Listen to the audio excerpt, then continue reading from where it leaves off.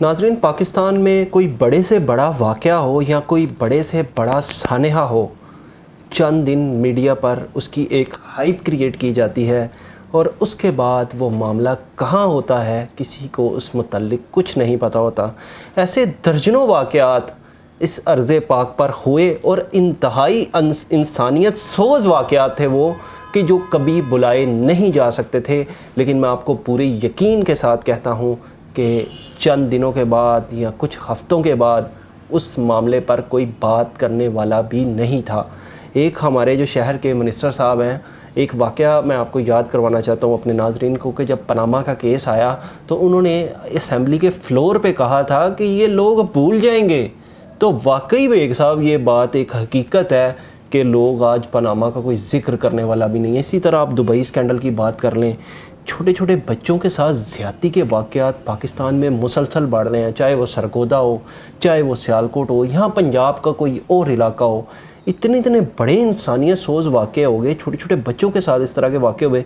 چند دن ایک معاملے کی ہائپ کریٹ ہوتی ہے اور ٹھیک کچھ دنوں بعد ان لوگوں کو پتہ بھی نہیں ہوتا کہ کوئی سانحہ ہوا تھا یا کوئی واقعہ ہوا تھا۔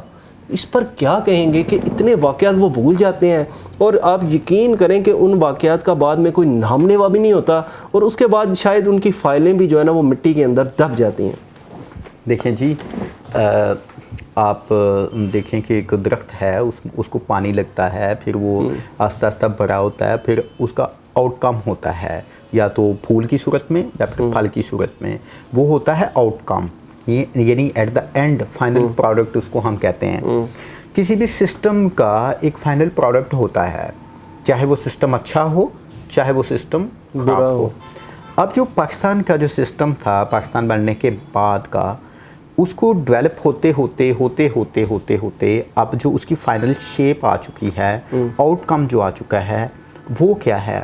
یادداشت میں کمی ہے کہ آؤٹ کم کا پورا پتہ ہے، اس کو اس ویکنیس کا پتہ ہے کہ اس نظام نے لوگوں کو کیا دیا ہے۔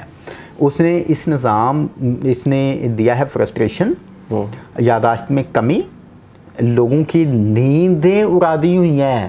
کوئی بندہ نیند پوری لے ہی نہیں سکتا۔ وہ جب بھی بیچارہ لیٹے گا نا تو وہ اس کے دماغ کے اندر بجلی کے، اس کے بیماری کے جو اخراجات ہیں، اس کی بیمار ماں کے، اس کی بہن کے مسائل، جو اس کے بچوں کے مسائل، اس کے بھائی کے مسائل، اس کی ہمسایوں کے ساتھ لگنے والی جنگ، اس کا خدا نخواستہ اس کا کوئی فوتیدگی اس کی ہو گئی ہے تو اس کا مرن کفن دفن کی اس کو پریشانی لگی ہوئی ہے۔ اب کیا ہے، یہ فرسٹریٹڈ نیشن بن گئی ہے۔ اب کسی بندے کو آپ تو کہتے ہیں کہ اس کو نیشنل ایشوز کا پتہ ہو، جائیں اس کو اپنے ایشوز کے بارے میں پوچھ لیں، جائیں سروے کریں۔ آپ سادہ سب سے آسان کوسچن یہ ہے، آپ باہر مائک پکڑیں اور لوگوں سے پوچھیں جا کے، بھائی جان کل صبح کی کھادا ہے؟ اگر وہ بتا دے، اب آپ کو ویسے یاد ہے کل کیا کھایا تھا آپ نے صبح؟